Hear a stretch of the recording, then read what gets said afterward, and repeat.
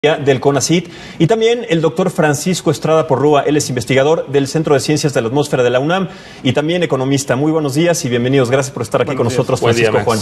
Muy buenos días. A ver, es un tema que es sumamente importante, y no solamente por la decisión de Donald Trump de haber salido del Acuerdo de París, sino que además es algo que nos involucra a todo el planeta. Actualmente, primero para ti, Francisco, ¿cómo es que esta situación que enfrenta el mundo, el calentamiento global, afecta directamente a todas las especies y todos los que habitamos este planeta, tomando en cuenta las medidas que ya previamente se hicieron con los acuerdos de Kioto y con los acuerdos anteriores? ¿Cómo nos afecta? Pues mira, lo que estamos ahorita es una situación bastante crítica, ¿no? Si no hacemos nada al respecto, para finales de este siglo la temperatura global puede aumentar más de 4 grados o más. Pero eso es demasiado. Se estaba estableciendo que era de 1,5 grados a 2 máximo en 10 años, en un proceso de 10 años. Eso es lo que se busca en las negociaciones internacionales. Esa meta es muy lejana. Inclusive con los acuerdos de París, si Estados Unidos no se hubiera salido y se llevan a cabo, esa meta es muy lejana. Digamos que si los acuerdos de París continuaran como se había planeado y fueran exitosos, podríamos reducir a lo mejor de 4 grados a 3 grados. El cambio en la temperatura global, y ahí hay que tener mucho cuidado porque la temperatura global es como un índice que realmente no le afecta a nadie, ¿no? Realmente lo que afecta es cómo cambia, por ejemplo, cómo va a cambiar la temperatura en distintas partes de México y etcétera. Esos cambios pueden ser mucho mayores que el promedio global. Así es. Y mira, qué bueno que platicas eso, Francisco, porque en este caso, doctor Juan Martínez, digamos que así como atender la situación del problema del cambio climático involucra directamente a la vida, ya no digamos a las condiciones medioambientales, sino a la vida, a la generación de la vida y el mantenimiento de la vida en nuestro planeta, y también la pérdida de esos eslabones que son dramáticos cada año, ¿cómo podemos considerar que esta pérdida de eslabones afecta directamente a la vida general de nuestro planeta y a nosotros como especie dominante? Sí, lo que tenemos que tener en mente es que el cambio climático afecta a muchos procesos. Entonces se ve una disrupción, por ejemplo, en los ciclos del agua, en las temperaturas, en la periodicidad y fuerza de fenómenos naturales como los huracanes, etcétera, etcétera. En el mar estamos viendo la creación de sitios altamente calientes que se llaman blobs, que generan que haya poca productividad, muerte de las especies que están allí. Y recientemente algo que afecta a México también tiene que ver con las especies endémicas en peligro de extinción de nuestro país. La mayoría de estas especies en peligro son anfibios y reptiles. Así es. Son especies muy sensibles al cambio del ambiente. Cuando haya temperaturas muy altas, muchas de estas especies de reptiles, por ejemplo en desiertos y no en desiertos, ¿no? van a sufrir. Pueden morir, pueden desaparecer. De hecho, ya hay un registro mundial de poblaciones de reptiles que están desapareciendo. En el caso de los anfibios, tiene que ver también, aparte de otras especies invasoras que son facilitadas por el cambio climático, el agua. Los anfibios requieren agua. Entonces, cuando los ciclos del agua se destruyen, los anfibios sufren. Para venir a este programa yo paso de la ciudad de Coatepec, Jalapa, por un río que pasa allí, es el río Consolapa. Saliendo de allí estaba seco, completamente seco. El cauce ya... Sí, entonces es lo que vamos a empezar a ver. Como dice el doctor, en nuestra vida diaria vamos a empezar a experimentar muchos cambios que van a afectar a nuestro entorno, a las especies en peligro, a los bosques, al agua y a nosotros. Una cosa que es muy importante que tocas en este sentido es que, mira, las especies, el cambio global, el cambio climático es reversible, pero la pérdida de especies es irreversible. Así lo es. Esta situación, y en manera de poco tiempo, ¿cómo nos puede afectar? Pues tenemos un gran reto. Somos, de acuerdo a la Alianza para la Extinción Cero, que está asociada al Convenio de la Diversidad Biológica, México es un país, primero, privilegiado, megadiverso. Tenemos una diversidad biológica muy grande. Por lo mismo, también tenemos registrado el mayor número de especies en peligro de extinción como país.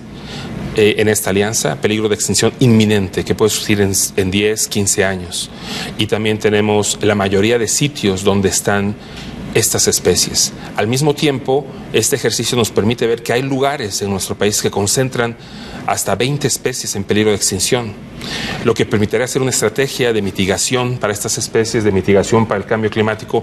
Mucho tiene que ver con la protección de los bosques. Así es. Y hablando de concentración, doctor Juan, en este caso, Francisco, sí, el 50% de la población de un país se concentra en las grandes ciudades, en las ciudades muy pobladas. Particularmente vamos a hablar de la Ciudad de México, Monterrey, Guadalajara. Esto, de alguna manera, ¿cómo afecta económicamente, o sea, en la parte económica? Porque nosotros usamos energía para el calentamiento de diferentes aparatos, tránsito de vehículos, agricultura, etcétera. Económicamente, toda esta generación de recursos, ¿cómo afecta? Sí, mira, qué bueno que tocas este punto. Nosotros acabamos de publicar un artículo respecto a esto. Es el primer estudio sobre cambio climático y ciudades que hay. Y lo que pasa es que las ciudades tienen características muy particulares, ¿no? Tienes, por ejemplo, como tú mencionabas, más del 50% de la población vive en ciudades. Ahí se genera el 80%, o alrededor del 80% del Producto Interno Bruto mundial. Y tienes tienes muchísimos problemas ambientales que convergen en ciudades. Uno de ellos es el problema de la isla de calor. Cuando tú cambias superficies naturales, por ejemplo, vegetación, por concreto y asfalto, estas tienen mayor capacidad de retener y emitir calor. Así es. Entonces tienes un aumento en la temperatura en esas ciudades, adicional a lo que podemos esperar por cambio climático global. No sé, para el 2050, por el efecto de la isla de calor, en las grandes ciudades del mundo, puedes esperar añadir 2 grados más.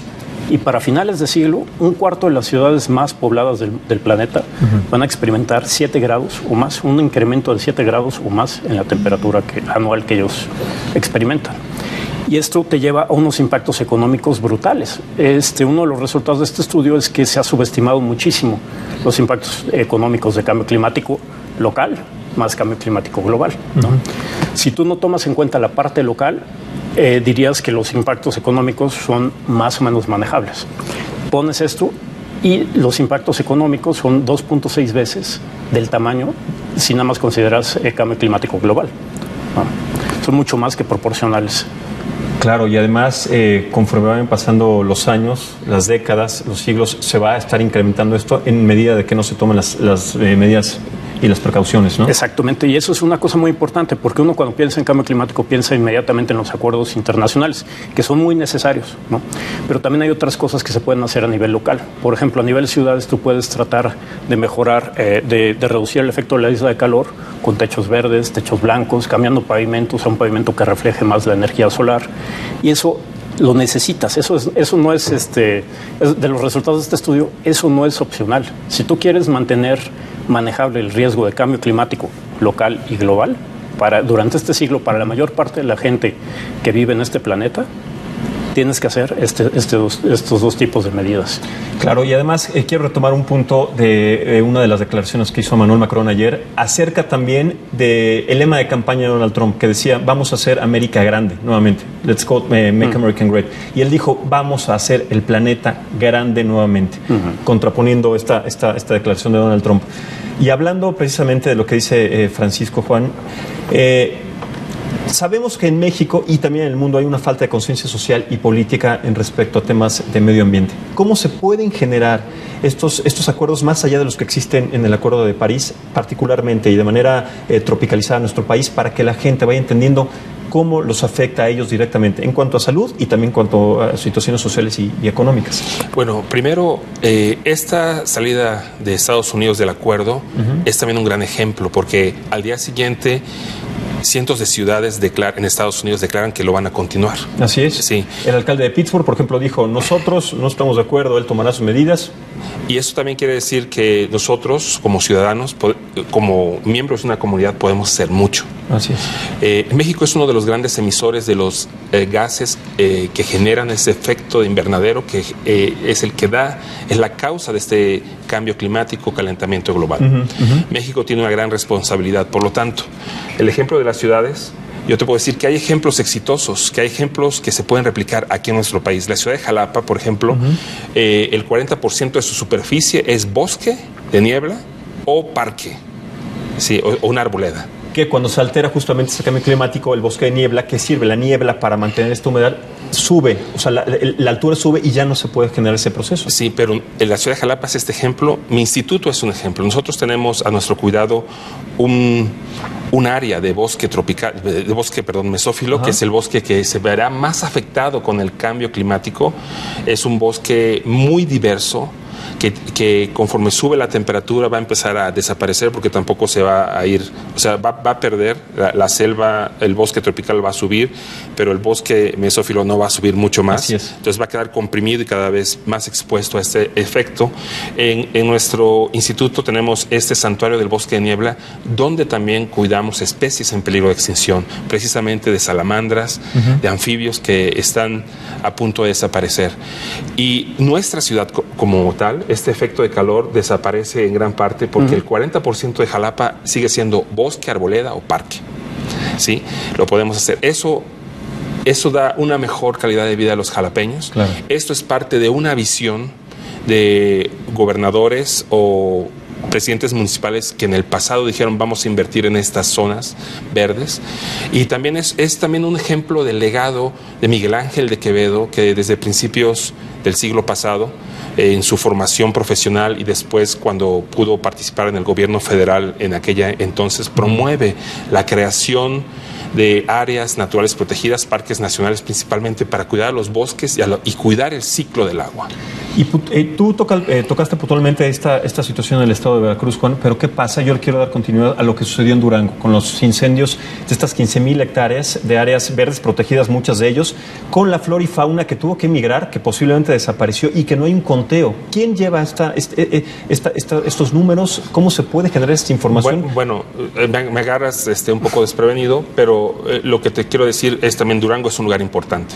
Pensaríamos, Durango tiene una parte que es desierto, donde tenemos una de las primeras estaciones de campo, también del Instituto de Ecología, es la estación del desierto en Mapimí, y arriba es sierra, hay bosque. Entonces lo que tenemos que ver allí es comunicarnos con la CONAFOR, que es quien lleva el conteo y el inventario de estos bosques forestales, pero allí también hay mucha diversidad. Por ejemplo, el equipo del INECOL y otros investigadores acaban de descubrir una nueva especie de lagartija, precisamente en Durango, y el bosque en la sierra es fundamental para la gran megafauna mexicana, como los osos negros. ¿Sí? Hay grupos de la Universidad de Querétaro que están monitoreando estas poblaciones y sabemos que una pérdida de bosque, por pequeña que sea, puede hacer que estas poblaciones de oso negro que viven en nuestro país sean cada vez menores y se enfrenten a la extinción local en nuestro país. Entonces, sí hay que tener cuidado con estos incendios. Y hablando de los apoyos para tratar de mantener estas especies que son indispensables, estos eslabones indispensables para la generación de vida, ¿de qué manera ustedes reciben apoyo, Francisco, Juan, para que puedan hacer su trabajo? O sea, ¿reciben un apoyo económico, reciben un apoyo? ¿De qué manera, si es que lo reciben? ¿O cómo se puede generar ese vínculo con el gobierno para generar esa conciencia política y social? Mira, de hecho, qué bueno que tocas ese tema, porque vamos a hacer México grande otra vez, ¿no? Tomando el mismo lema. De Macron, exactamente, ¿no? Porque resulta, nosotros somos OCDE, ¿no? Somos país, parte de la OCDE. Nosotros tenemos, por cada 1,000 personas empleadas, adivina cuántas personas se dedican a investigación. 0.6. ¿Ni una persona? No, el promedio de la OCDE son 8. Si te vas a Finlandia son como 15. ¿Cuánto invierten en investigación? Invierten mucho más que el 1%. No, Corea invierte como el 3 punto y tantos % en investigación. Nosotros ahora es el punto más alto, 0.5. ¿no? Es el punto más alto y apenas está en 0.5, media persona. Exactamente. No, 0.5% del PIB. ¿no? Y 0.6 personas por cada 1,000 personas empleadas es lo que tenemos como de investigadores. Nada, ¿sí? Nada, ¿no? Entonces, por ejemplo, en cuestiones de ciencias de la atmósfera, cambio climático, de ese 0.6 por cada 1,000, multiplícalo por 0.0000. Así es. ¿no? Y mencionando esto, por ejemplo, en 1960, por ejemplo, México era un país líder en investigación en clima, ¿no? Teníamos un modelo, el modelo del doctor Adem, fundador del Centro de Ciencias de la Atmósfera, y éramos punta de lanza. Ahora, ¿cuántos modelos tenemos en México de clima? Pues el del doctor Adem, ¿no? Que trabajan a lo mejor 10, 15 personas en ello, y ya es todo, ¿no? Entonces, sí hay una súper falta de impulso a la ciencia, ¿no? Y esto es una de las cosas que lo de Trump nos permite ver hacia nosotros, ¿no? ¿Qué condiciones estamos generando con, no sé cómo llamarlo, como el Trump mexicano, el Trump MX, que nos pone en una situación tan vulnerable al cambio climático, ¿no? O sea, no tenemos mucha ciencia. La educación, pues no es la que quisiéramos. Los datos, por ejemplo, si uno se quiere ver cómo ha cambiado el clima en tal estado de la República y esto, es muy difícil porque hay muy pocos datos, la calidad es muy mala. Entonces tenemos un problema muy grave en cuanto a ciencia. Muchísimas gracias, doctor Francisco Estrada, Juan Martínez. Yo quiero mantener esto permanente, no solamente en este momento que está en boga el tema del calentamiento global, sino que lo hagamos recurrente, que vayamos dando pasos, aunque sean cortos pero firmes, para poder... Yo quisiera añadir algo, es una de las observaciones que hizo el doctor Cabrero, el director general del CONACYT, y es que es importante invertir en investigación, muy importante. Hay muchos datos duros que nos muestran países que invirtieron en ciencia y en 1 o 2 décadas han logrado resolver y mejorar sus condiciones como país. Es la mejor apuesta que tenemos y debe hacerse para el cambio climático, para biodiversidad, para todos economía, para todos estos aspectos que van a permitir la viabilidad de México como un gran país. Excelente. Muchas gracias, mi querido Juan Martínez. Doctor Juan Martínez, Francisco Estrada, gracias por acompañarnos. Gracias, doctor. Bienvenidos como siempre y estaremos también tocando estos temas de manera recurrente. Muchas gracias. Gracias. Gracias, Max. Muy bien, ustedes.